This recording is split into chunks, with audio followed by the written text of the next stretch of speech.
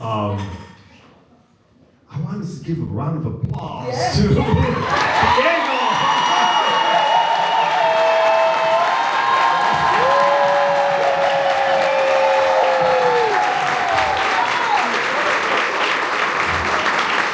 Hey, it's hard to be an ASL assigner and have to dance and do everything else for her.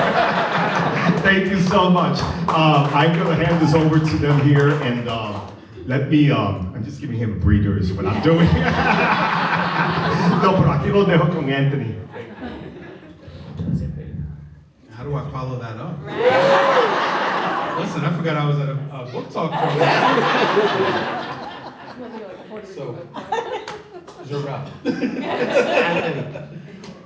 As somebody who was directly involved with the album and your work is within the album, how did that performance make you feel? Woo, all the feelings. But before we go into that, I just wanted to say thank you so much to you, Anthony, to Billy, to Veronica, to the museum, to everyone that's here that took time off their Fridays, those that came from Chicago, those that traveled from far away. I'm so humbled. Thank you also for the recognition. I've been holding my tears up until this moment. I am so honored to be in this community and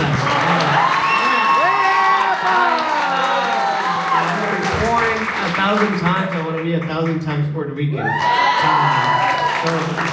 that's what, that performance made me feel as well. I think that, having worked in the record, one of the things that, I became a historian, I became an academic, the first in my family to go to college, the first in my family to have a PhD, the first in my family to teach.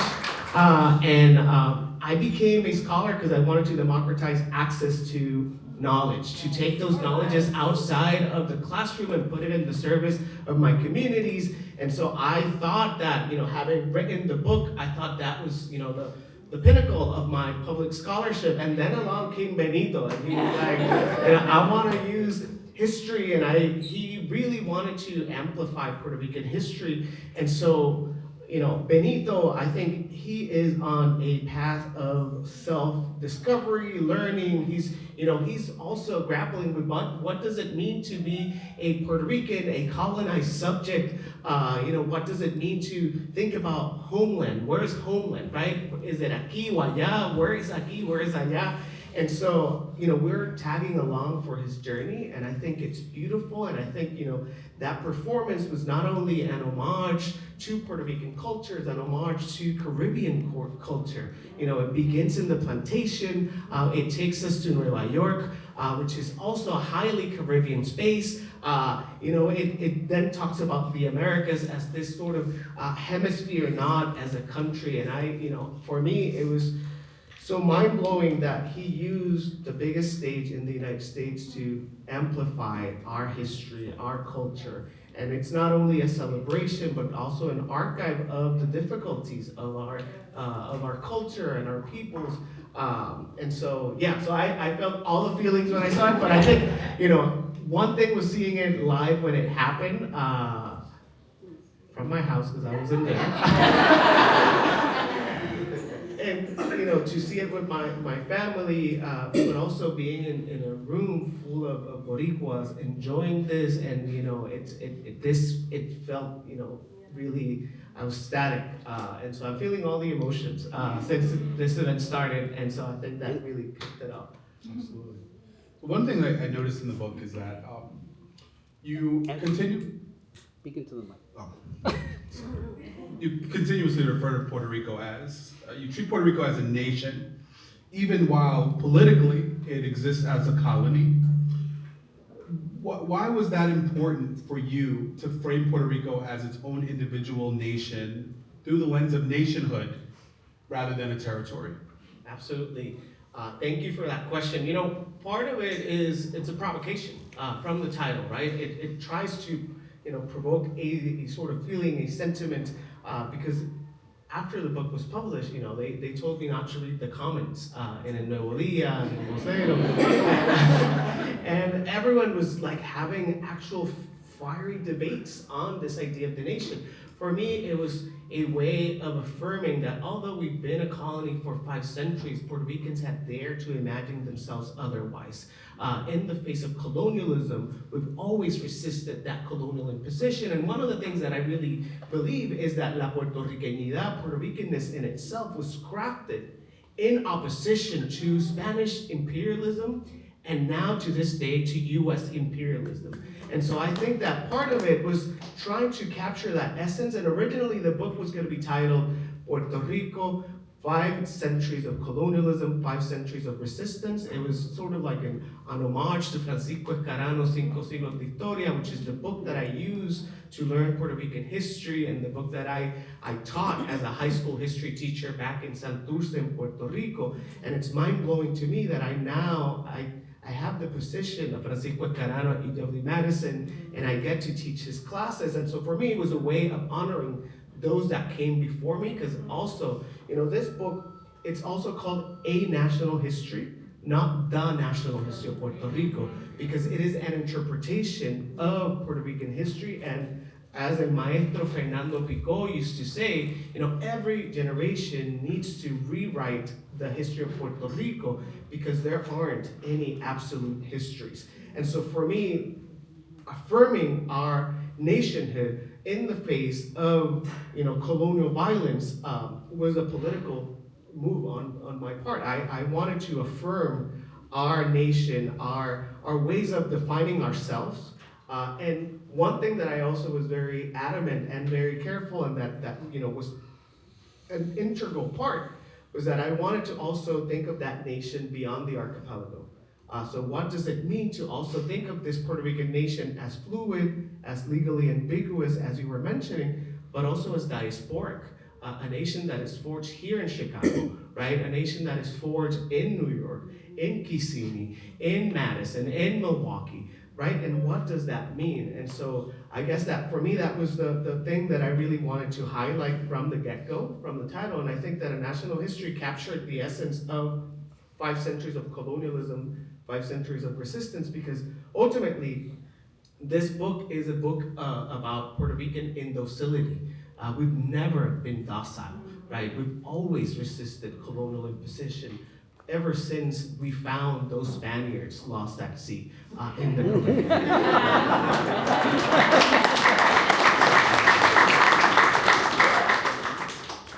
One thing that I noticed in the book is the intentionality. You're very intentional when talking about the great Puerto Rican family. But you also do this thing where you talk about how there's multiple Puerto Ricos. There's Puerto Ricos based on class, there's Puerto Ricans based on politics, based on race, and also there's Puerto Rico based on the diaspora, people that live in Chicago and New York. How should readers hold those competing visions together without flattening their complexity? Yeah, absolutely. Woo. That's the question. Yeah, no, that's great. I love that.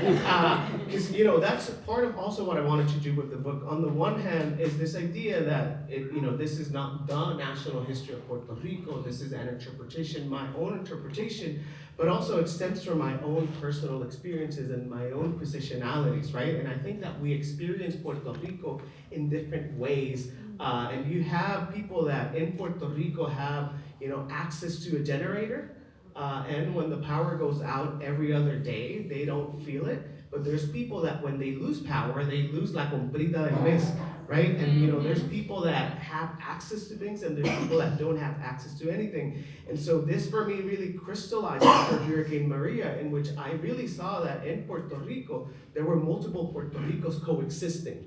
Right? And I wanted to sort of have to write a history that was attentive to the ways that Puerto Ricanness is always contested, negotiated, and it's always fluid. We're always shaping our Puerto Ricanidad in many ways. And so for me, the great Puerto Rican family was also a way to understand that there's so much anti-Blackness in some constructions of Puerto Ricanness, right? And that also has a history, right? The same way that, in the 19th century, there was an intellectual class whose project was articulated around anti-Blackness, anti-indigeneity, and so it was this aspiration to whiteness that was later codified by the state. But that is not the only Puerto Rico that exists, right? And so I really wanted to grapple with this idea that, when we think about Puerto Rico, we need to also grapple with all those complexities, because ultimately, I also believe that nation states are, they exclude people. You have a nation, and nations require borders, and borders are created to keep people out, right? And so I also wanted to think about what does it mean to think about Puerto Rico para los puertorriqueños, pero Puerto Rico para todos los caribeños, and Puerto Rico for multiple peoples. And so that's what I wanted to do with that idea of multiple Puerto Ricos. It was precisely trying to go against that you were asking at the end, of trying to go against this flattening narrative of a single Puerto Rico. And that might be an impossibility in terms of historicizing all those Puerto Ricos, but I think that also the idea of the nation was a way of grappling with all those different Puerto Ricos that coexist. I think one of the good things when you mentioned that is throughout the book, you're very intentional in letting people know how specific things affected the Black and brown communities. When you talk about Hurricane Maria, when you're talking about Ricky Manuncia, when you're talking about the different things that happened throughout the history of Puerto Rico, you're very intentional, and I want to thank you for that specific thing. One of the things that I did notice and I wanted to ask you about is you started the book before colonization. You talk about the political, the caciques, the political organizations of the Taínos, the maternal organizations of the Taínos. And I really wanted to ask, how does starting there change how we understand Puerto Rican identity today? Yeah, absolutely. Thank you for that. One of the things that I really wanted to do was to decentralize certain things that I was taught in school. And so that meant not beginning the narrative with 1493 and the arrival of Christopher Columbus, right? And so what did it mean to start before, or actually I begin also with Huevana II in 1511, right? And so instead of thinking about 1493 as this sort of genesis of our history, what does it mean for us to think about 1511? When the indigenous peoples led a massive revolt against the Spanish, right? But then going back and thinking about pre-Columbian societies and the ways that they were organized. And so one of the things that I really wanted to do with the book, and I got to teach this book, I have to be honest, so it has 15 chapters because we have 15 weeks at UW. I wrote the book that I wanted to read and also the book that I wanted to teach. And so one of the things that I did with the students was basically to really think about, how these indigenous peoples were not docile. And I say that because, one of the first things that you get taught in grade school in Puerto Rico is that the indigenous peoples drowned Diego Salcedo in El Rio de Añasco to test out if he was a mortal or not, to see if he was a god. Meaning, they've seen Spaniards died for years by then, right? And so I wanted to sort of reshape the ways that indigenous histories get told in Puerto Rico, and basically to decentralize the centrality of the conquistadores, and instead to center indigenous peoples. What does it mean that Huevana the first did not attack the Spaniards because his mother told him so, right? And not as an act of docility, but as a recognition that they were going to get murdered. And so what does it mean that a mother had so much power over a cacique? And so those were the things that I really wanted to challenge. And the same way that, the preface before the book begins, I was also very intentional of not beginning the book with Luis Muñoz Marín or Luis Ferré or Juan Maribra.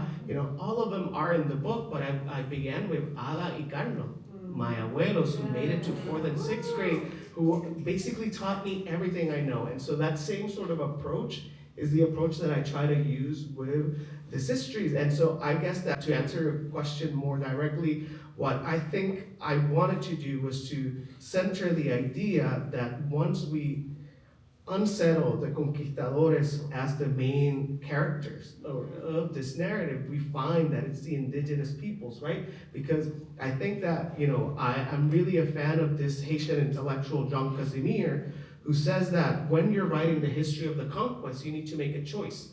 Do you tell that history from the boat alongside the conquistadores, or do you write that history from the shore alongside indigenous communities, maroon communities? And so I wanted to write that history from the shore alongside Ahuehuaná, alongside maroon communities, et cetera, et cetera. Thank you for that. And one of the things that really stood out to me when I was reading the beginning chapters is how intentional the Taínos were in how they were going to receive the Spanish. They knew, and they communicated with the people in Quisqueya. They knew, and they made a concerted effort. Like, they weren't caught off by surprise. Yeah. You know? And so when we look at how the Spanish treated them thereafter, it blows my mind, because these people were intentionally nice to them. They knew they were gonna come. Yeah. And the Spanish in return tried to ethnically cleanse them. Absolutely, and thank you for saying that, because I think that also one of the challenges when writing pre-Columbian history is the lack of sources. And so we don't even know how these people call themselves, right? Taíno in the Arawak language meant good person, right? And so they were referring to themselves as good people. To your point, we are good people, right? And so I think for me, it's so, so powerful that we still call them Taínos, because they were good peoples, right? But also on the same, note, in 1511, when they declared war against the conquistadores, one of the most badass shit that I've seen in the historical record is that these Taíno people swept the floors welcoming the conquistadores to battle. And so they were good, but also they fought against this sort of genocide that the conquistadores unleashed on them. That segues to my next question, and that's the theme of resistance. Throughout the entire history of Puerto Rico, we see that there's a continuous theme of resistance, whether it's the Taínos, whether it's the Africans, whether it's the people living on Puerto Rico when the United States comes. There is this continuous through line of resistance. And do you see resistance as a defining thread of Puerto Rican history? Absolutely, absolutely. I mean, you can, I think that writing history is always a subjective endeavor, right? We write it with our own subjectivities, and our own political sort of ideologies permeate everything that we write. But I do think that resistance is a good way of understanding Puerto Rican history, because as I said, the first time that the term Puerto Riqueño gets used in the archival record, in the Spanish archival record, is to refer to Puerto Ricans as bastards, as those Puerto Riqueños that were born in the island, right? And so I think that what I like to think is that we crafted our Puerto Ricanness in resistance and opposition to empires. And so that goes all the way back to indigenous communities before the idea of Puerto Rico even existed, right? When it was Boricua. And so that has always been there. And I really like this idea of Arcadio Díaz Quiñones of La Brega. In his essay, in La Brega, Arcadio talks about the ways that Puerto Ricans have always been hustling throughout history. And La Brega, it means that we don't always react or resist in ways like El Grito de Lares, where you have a massive revolt and armed insurrection, or Jayuya in 1950, but that we've always been resisting colonialism in a myriad of ways, right? And that could be by, defying the order of using English in the classroom at the turn of the 20th century. That might have been, the ways that indigenous peoples and African enslaved peoples ran away and created societies outside the fringes of the state. And so we've always been resisting until the present day, right? And I think that although Puerto Rico's history is a history of colonialism, it is also a beautiful history of resistance. And I think that, being in a space like this is basically, the legacy of all that, of centuries of resistance and crafting our identities ourselves. And, the fact that we get to create this art, that we get to write these things is, I think, the product of that resistance. because ultimately part of what happened with U.S. colonialism and with the Spanish settler colonialism, they wanted to not only displace us physically, but also culturally. And I think that for us to have a sense of pride in our Puerto Ricanness is an act of resistance in itself. Absolutely. So you mentioned that the first instance of the word Puerto Rican was used as sort of a bastardization to refer to people. And of course, throughout the centuries, that's changed. Where do you see that changing now? We're here in Chicago, we're surrounded by people within the diaspora. They're all Puerto Rican for the most part. How do you see that identity of Puerto Ricanness changing? Yeah, I think that, what has happened in Puerto Rico and in the diaspora in the last 20 years has been brutal. And I think that Puerto Ricanness is constantly changing, right? The same way that the idea of the nation is constantly changing. In the book, for example, I don't have an argument of when the idea of the nation began, right? I actually asked myself on the page, was it when the indigenous peoples revolted against the Spaniards? Was it in 1868 in El Grito de Lares? Was it the creation of the Commonwealth? So there are different moments, and so I think the same way to your question, which I really appreciate, is that Puerto Ricanness is constantly changing. And in this moment of anti-immigrant violence in the United States, where our communities are under attack, and at the moment in which in Puerto Rico we have an ongoing fiscal, social, political crisis, right? And you have this massive migration. I think about my abuela when she migrated, my abuela and all of her siblings that migrated to the States at some point in the 1940s onwards. That was part of this massive migration. And so what we're seeing after the 2000s is that we have a larger migration, that great migration. So that ultimately impacts Puerto Ricanness in different ways, right? And so I really don't know, but I think that something has happened in the last 20 years. And I particularly think that Hurricane Maria, the Fiscal Oversight Board, all of those things that have happened in the archipelago have ripple effects in the diaspora as well. And I think that also being in the diaspora, I grew up in a household in which my abuelos would say, no, los de la diáspora son los de allá afuera. And now I am from allá afuera, right? And in part, this book is a reflection on what does that mean for me and my Puerto Ricanness. And so having lived Hurricane Maria abroad also made me realize that there's something changing, and there's different bonds that get created, because the diaspora, we became not me, but us became a lifeline for those in the archipelago, right? And so I think that those things really impact, and so we are not detached from the broader historical moment that this country is living through, right? And so as Puerto Ricans, we are citizens, yet we are second-class citizens, yet as Frances Negrón Muntaner has argued, citizenship has never afforded equality for marginalized communities in this country, right? And so what does that mean, and how, I think that Puerto Ricanness keeps changing, and now I think that, there's this thing, and I'm sorry that I'm going on a tangent, but this is the last thing I'll say. Because I always tell my student, this is the last thing I'll say, and then 15 minutes later. But the last thing I'll say is that, I think that now, we watched the Benito Bowl, and I loved it, and we love it. And I think that media is now attentive to Puerto Rico, and I think that what often happens with Puerto Rico is that we're often invisible in U.S. media narratives, right? And oftentimes we become hyper-visible. Hurricane Maria happened, or something happens in Puerto Rico, a catastrophe, and then we become hyper-visible, but it's not us telling our stories, right? And I think that there's something changing now with Benito in these spaces. And again, Benito's an artist, and artists will not save us, our communities will, right? But I think that there's something changing with Puerto Ricanness, and people are paying attention, right? And so, it's such a complicated question that I think it's so fruitful to continue thinking with and tagging along. So I'll take it with me, because I think that, part of my argument in the book is that la puertorriqueñidad is always in flux and changing and fluid. Right. So I want to follow up on that question.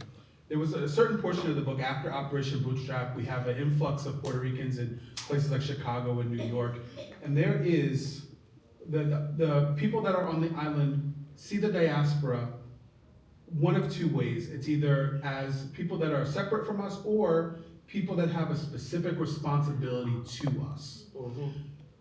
What do you feel the diaspora's responsibility is to the island today? There's more people living outside than in. That is the question. I think that there's multiple ways of addressing this, right? I think that there's been multiple diasporas, and the diaspora or the patterns of migration that we have now are quite different to the patterns of migration of the mid-20th century and those of the turn of the 20th century or late 19th century. But I think that, in the diaspora, I think that we also owe it to ourselves to survive in this environment here, right? I think that it's, for us, I think it's important that we construct our Puerto Ricanness wherever we are. Right. And so that is something that for me is really important. And for me, it really, that point really hit home after Jasmine Camacho Quinn won the gold medal for Puerto Rico, Nuestra Reina. And then all of a sudden in Puerto Rico, in the archipelago, there was this conversation around whether she was Puerto Rican or not, right? And so the conversation was around language. She did not speak Spanish. 2, she was not raised in Puerto Rico. And 3rd, anti-Blackness, right? And so I think that there is this sort of disconnect there. And so I say that because I think that for our communities here, we have a commitment to the archipelago, but we also have a commitment to our communities here where we're at, right? And so we need to protect our communities, create spaces for our communities, and we are in one of those spaces, right? And save our community and save our culture and preserve our culture, and I think that is the work that needs to be done, because I think that is part of the broader conversation. Now, when we're thinking about liberation, I think that is also an important question on the other way around. I think that in this last election cycle in Puerto Rico, in the archipelago, which was super important, I want to say that it was equally important as the elections that we had here, although here, we ended in authoritarianism and fascism, but in Puerto Rico, that the Movimiento Victoria Ciudadana and the PIP, whatever we think about them, got to second place was really important. And I think that part of what the NBC was, one of the conversations that they were having on the ground was like, we need to pay attention to the diaspora, right? Because if we are to be liberated at some day, what is going to happen with those 7, 8, 9, I don't even know how many millions we keep multiplying, which is lovely, I love that. But what are we going to do with those people in the diaspora in relation to the political status of Puerto Rico, right? And so I think that is also an important conversation to have. And so to answer your question, I think that, the diaspora owes itself the same way that it owes to Puerto Rico, the archipelago, because I think that I understand Puerto Rico not only as the archipelago, but also those spaces in the diaspora that are, extensions. And I think that this space right here is an extension of the Puerto Rican nation. And I tell my students, when we start a class on Puerto Rico, I tell my students we're thinking from Puerto Rico, even if we are in a snow-covered Madison, Wisconsin, because I really think that we are sort of extensions. And so in that clave or on that tone, I think that, what we owe is to ourselves to survive and thrive in an environment that doesn't want us to exist, right? Because I think the embodiment of that phrase of un Puerto Rico sin puertorriqueños, that is not simply how the elite thinks about Puerto Ricans in Puerto Rico. Here we are a floating island of garbage, right? And so what does that mean, right? And so for me, I think that, it is up to us to preserve ourselves, to preserve our communities, to strengthen our communities. And I think that is also a step towards liberation when we liberate ourselves here. It's very complicated. Very complicated. You wrote this book for a very broad audience, and you mentioned earlier that you wanted to democratize history, you wanted to democratize learning. And I think you did a fascinating job, especially as an educator and as an academic. I wanted to ask, what is the responsibility of the historian, of the educator now in making sure that not only your work, you've already democratized it, but making sure that it's available? Or what's the responsibility going forward?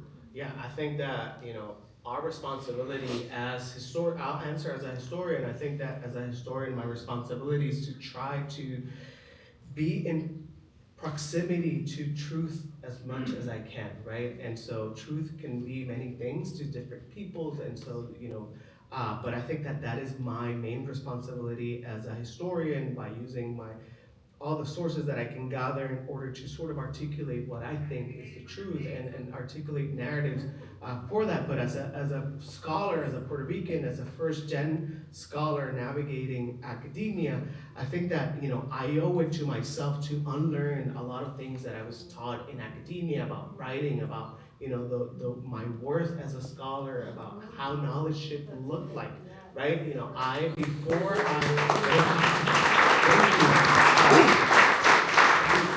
this book, I've written, I have a book on working class intellectual communities, which is a scholarly book, and I'm writing a scholarly book now. I have a book on anarchism. And so I was in an interview once at a podcast with Alejandra Brofman, and she asked me, well, this book that I had written on working class intellectuals, she was like, so it was inspired by your grandparents. What did your grandparents think? And it hit me. It was illegible to my grandparents, right? I was writing for a scholarly community using specialized language, and that knowledge was, not accessible to them, right? And so, yes, I think it was important to the field, but to the people that matter, it wasn't. And so in this book, I really wanted to write it in a way that I could honor my abuela, my abuelo. I always write with someone in mind, my ideal reader, and it's usually a scholar in Puerto Rico who I'm not gonna name, who's a very harsh critic. And so I always write with her in the back of my head. But now here, with this book, I was writing for my abuelos. And so I think that as scholars, we owe it to our communities to make our knowledges accessible. And I think that to your question, particularly in this moment when ethnic studies is under attack and Puerto Rican studies is the product of community and student and faculty activism, I think that it's our duty for those of us that do Puerto Rican studies to democratize access to our knowledges, to put our knowledges in service of our communities, because I think the reason why ethnic studies is under attack is because it fosters critical thinking, and I think that ultimately authoritarians dislike critical thinking, and they always articulate. I really enjoy this Anglo historian. He's cool. He's Anglo, but he's cool. Jason Stanley, who had to flee this country. He works on authoritarianism and fascism. He was a professor at Yale, and now he's at the University of Toronto because he was being doxxed, etc. And so one of the things that he says is that authoritarians, dislike history because it fosters the idea that there isn't a single historical narrative.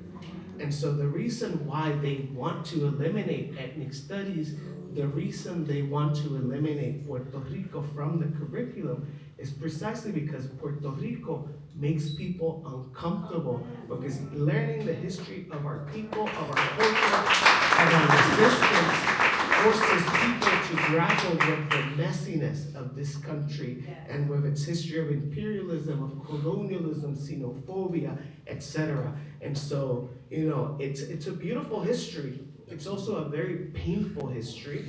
And so for peoples, for authoritarians, it is a complicated history because it doesn't match to the exceptionalist narrative that they're trying to portray of this country.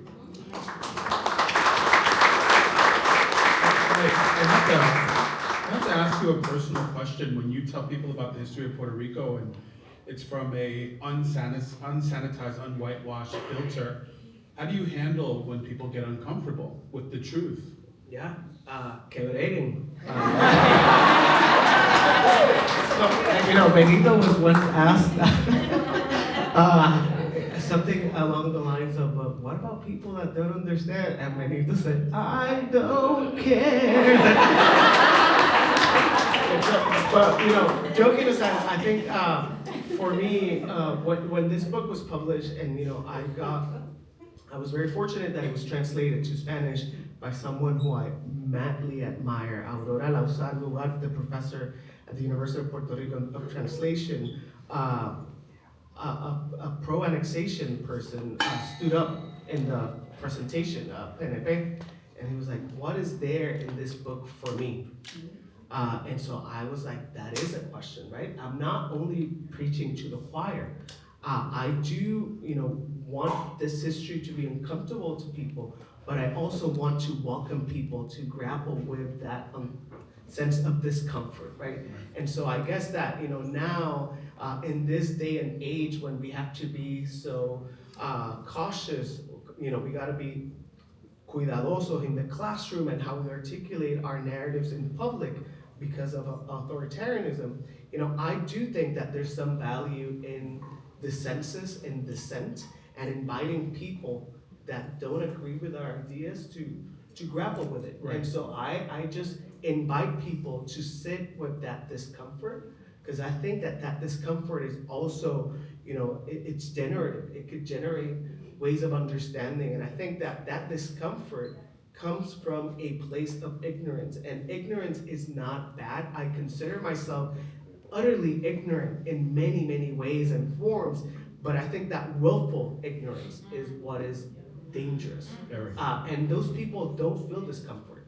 They don't care about our history. So when someone is uncomfortable and they have that sense of discomfort, I think there's something there to have a conversation and a middle ground to sort of think together and build together. Because again, I don't only want, when I wrote the book, I didn't only want to, appeal to a group of, my political ideas are there, they permeate. The book ends with the last phrase of the book is, may Puerto Rico be free soon and forever.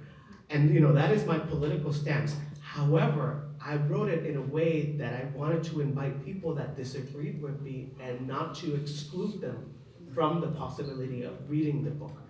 Because I think that I want to build a future, otherwise a decolonized and decolonial future with people that disagree with me as well, right? Because I think that is the beauty of any democratic process, is dissent, to disagree and build together from that disagreement. Absolutely, wow, thank you for that.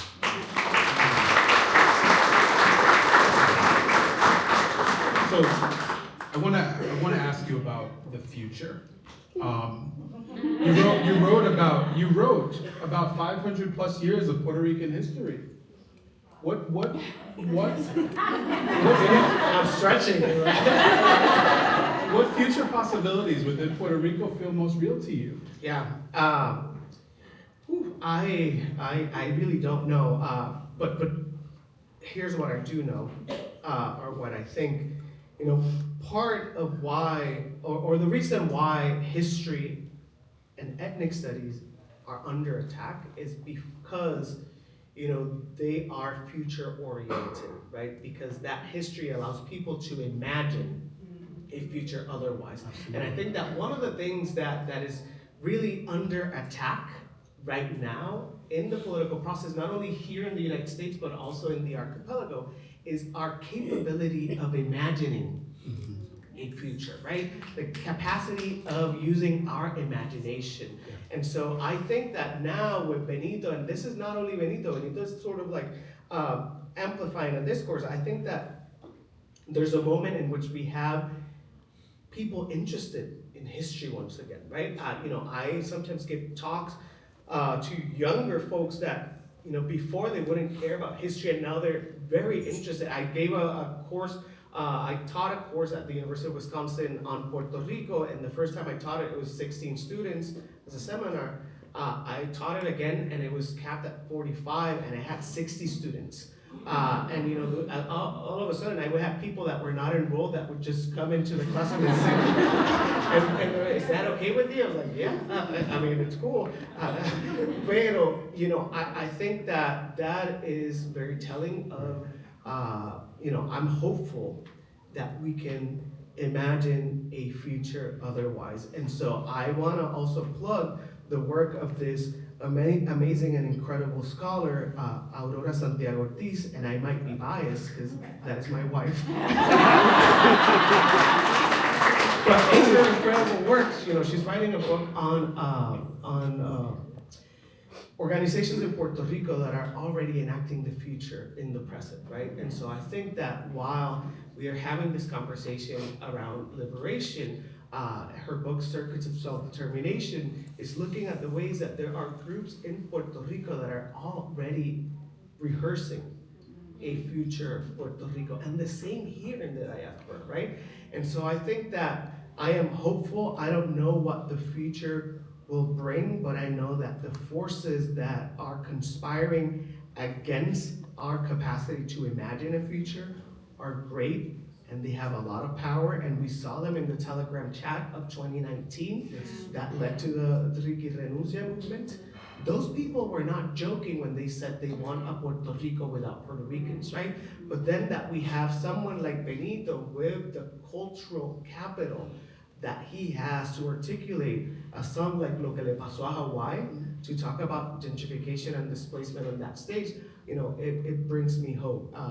So I don't know what's gonna happen, but no hay mal que dure 1000 años, ni cuerpo que lo resista. There's no ill that will last 1,000 years, nor body that will resist it. And I think that, you know, I hope that it's a decolonized future. Absolutely. And that's what I am working towards, and that's, you know, I hope that my book, it's a little grain of salt towards that liberation of Puerto Rico.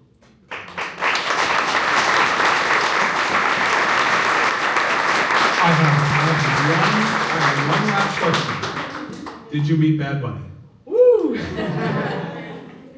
Benito.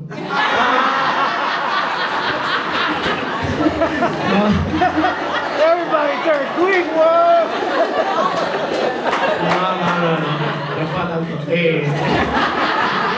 No, so I did not meet him in person, but we did interact via WhatsApp audio messages. So I would send audio messages to a third person that would forward it to him. And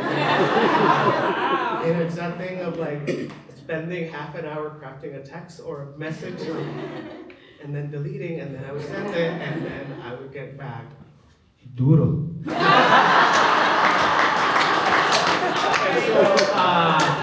And so there was a moment when I was about to head out to New York for a conference, and so this happened. Contact and collaboration began on December 24 of 2024, and the record came out January 5th. So it was very, you know, it was rápido, intense. And so on January 2nd, I was about to leave to New York for the American Historical Associations because historians suck and they do their conference the first week of January. Tuesday, like my daughter's birthday is January 5th. There's like, who cares about birthdays and family? We just want to talk about papers. And so I was about to head out and I got a call from the team and they were like, you know, we're sending everything to Benito tonight. And it was just like, do you really need to go to New York? I was like, what? Why? And they were like, well, if Benito doesn't approve the final manuscript, you need to come in tomorrow and talk to him in person in the studio. I was like, I Benito, let's go. What conference? Forget this one. But then they were like, no, Benito approved it. And so I got all hyped up, but I didn't. And so then, so that was for the visualizers, and then for the residencia, it was also, you know, this is being recorded, so I'm not gonna go into, pero, so no, I did not get to. All that to say that I'm still waiting on that promise. Well, we want to take this opportunity to open the floor. If you have any questions for Jorell in regards to the book, the floor is yours. Right there. And a round of applause to Anthony. Thank you so much.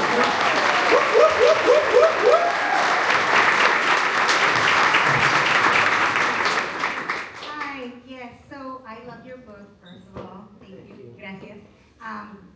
My question is, you talked about resistance in every era.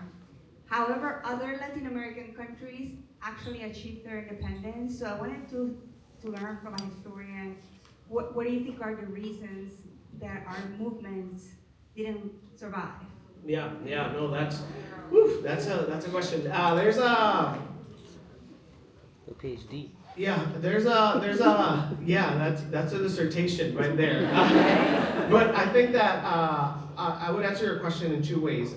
Historian Ala Ferrer, argues that when we think about the Caribbean, particularly Cuba and Puerto Rico, the Spanish-speaking Caribbean, we need to think about them in another revolutionary temporality, because in Latin America, the Spanish American revolutions is from 1800.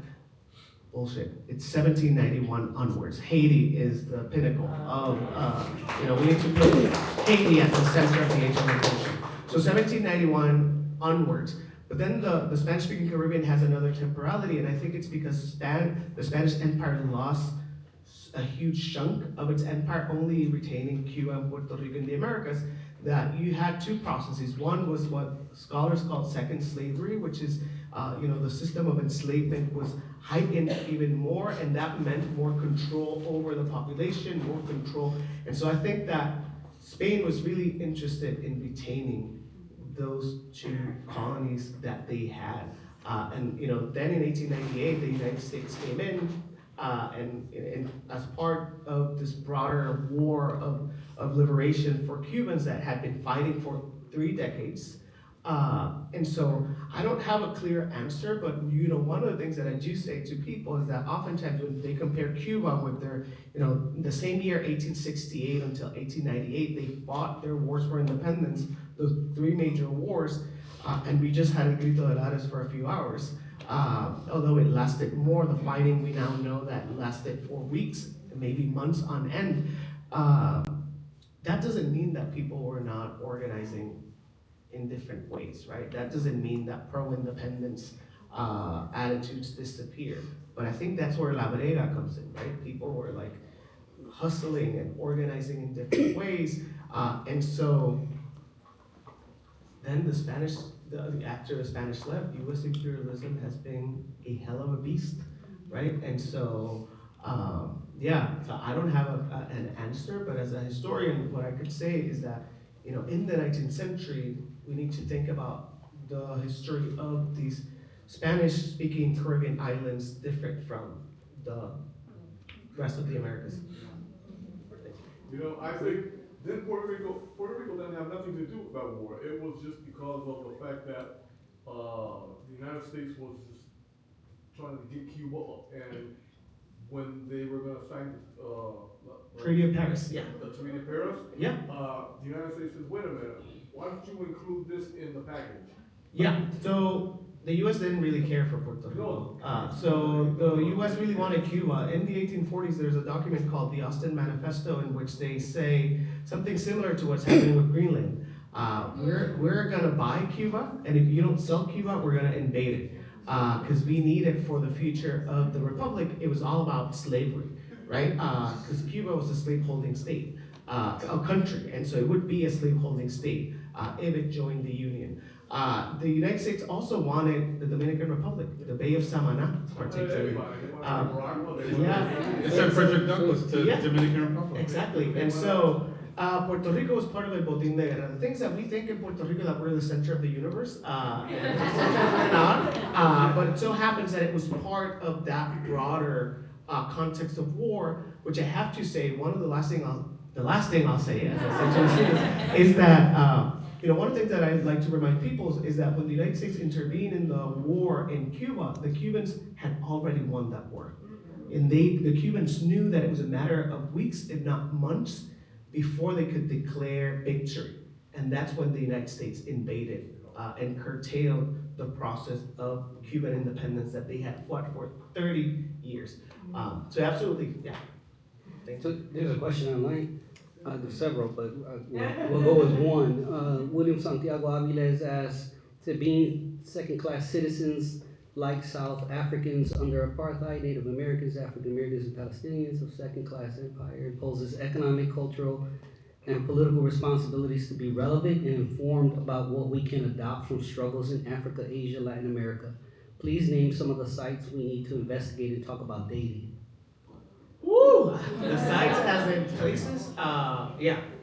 I think that, absolutely, I think that one of the things that I also like to tell my students is that Puerto Rican history is African history, it is Atlantic history, it's Latin American, Caribbean history. And so I think that we need to pay more attention to those places in order to understand what's happening in Puerto Rico, what's happening in our diasporas, right? Because we're not the only diaspora in the United States, right? We have the African diaspora, we have the Jewish diaspora, we have so many diasporas, Hmong diasporas, and thinking about, my space in Madison, Wisconsin, where we have a huge Hmong community, right? And so I think that there's a lot to learn from these other places, because as Lisa Lowe argues, the scholar, imperialism is intimately connected, right? And so the same way that imperialism is intimately connected across the world, we need to connect our struggles, right, to fight that imperialism. And so I don't know where to start, but there are so many examples and places that we can draw from. And I think that Puerto Rico, one of the things also in this moment of ethnic studies, that we can't say that what we're doing is for our communities, right, in an administrative level at the universities. One of the things that I do say is that I want people to use Puerto Rico as a lens to also understand their struggles, right? So the knowledge that we're producing is not solely for Puerto Ricans.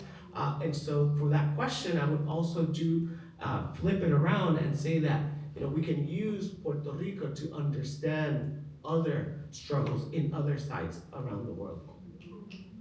Thank you. ¿Puedo hacer mi pregunta en español y después en inglés? Sí.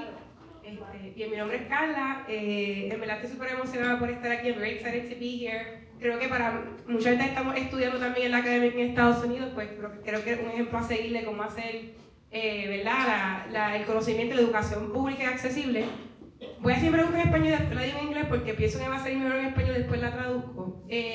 Un profesor que estaba entregando un ensayo de una clase me argumentó, cuando dije que Puerto Rico es la última colonia existente en el mundo, que eso no es necesariamente así, ¿verdad? Cuando pensamos en Hawái o otros países en el mundo, pues no necesariamente ese es el caso, según su argumento.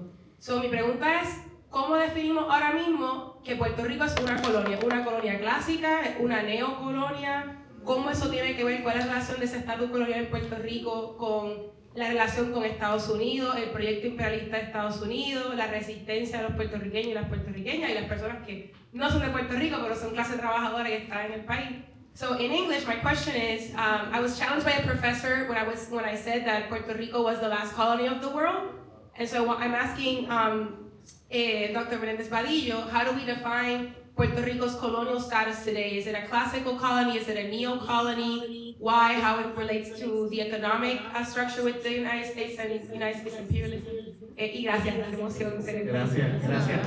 Thank you for that question, and you can call me Jorell, por favor. Super. So I think that Puerto Rico is not the only colony in the world. There are multiple colonies. However, Puerto Rican scholars argue that we are one of the oldest colonies in the world, right? And I say that because when I think of the Caribbean is a highly colonized space still. I think of Martinique, Guadeloupe, I think of all the Virgin Islands, British Virgin Islands, US Virgin Islands, right? I think of the other quote unquote territories, Guam, Samoa, Mariana Islands. And so there are other, Palestine, and so there are other colonial spaces around the world. However, to your professor, who shall not be named, I would argue, legally, and this is the thing with Puerto Rico and why it makes so many people uncomfortable, including your professor, is that Puerto Rico is legally a territory of the United States. It's a commonwealth of the United States, right? And so a lot of people, I was talking to an administrator in my university, and so I had published a book called A National History, and I said, the Puerto Rican nation, and he was like, no, Puerto Rico is not a nation. The same with a CNN journalist. She was like, Puerto Rico is not a nation. And so what I would tell them, in a sort of brief crash course is that, when we look at the case of Puerto Rico, we need to look at the law of the land, which are the insular cases, which are a series of Supreme Court cases from the early 20th century that you're nodding, I assume you know. And so for those in the room that don't know the insular cases or don't remember them, are the cases that basically dictate the relationship between Puerto Rico and the United States to the present day, from 1901 to 1921, more or less. They stated that Puerto Rico belongs to, but is not part of the United States. So that right there, it's a perfect classic colonial example. We are foreign in a domestic sense. And the third one, which I think is very important because it's the one that the Bush administration, the George W. Bush administration used to justify Guantanamo and Abu Ghraib torture, to the question of the sites where we should be looking into. It's Balzac v. Puerto Rican, which it states that the Puerto Rican Constitution the U.S. Constitution does not follow the U.S. flag.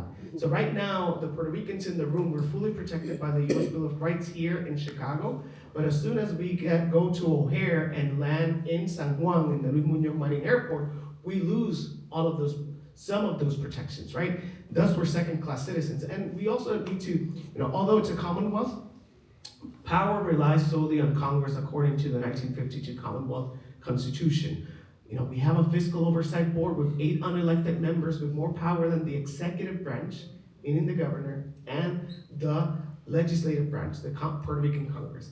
We are a classic colony, but we're also a neo-colony. We're a colony on steroids. And so, to your professor, mira, papo. Siéntese, cálmese. No, mentira, no quiero shame el profesor, pero sí, es que yo creo que es parte, I think that's why Puerto Rico makes people uncomfortable, precisely because it's so difficult to define. But I think it is one of the oldest colonies in the world. And one of the things that I do when I'm talking about controversial topics in the classroom, I tell my students, it's not me, it's the peer-reviewed scholarship that says so. And so Jose Triamone has a book whose title is The Oldest Colony in the Trials of the Oldest Colony in the World. And so if I don't want to get my hands messy, I'm like, well, it's a peer-reviewed scholarship. Any other questions? I have a question.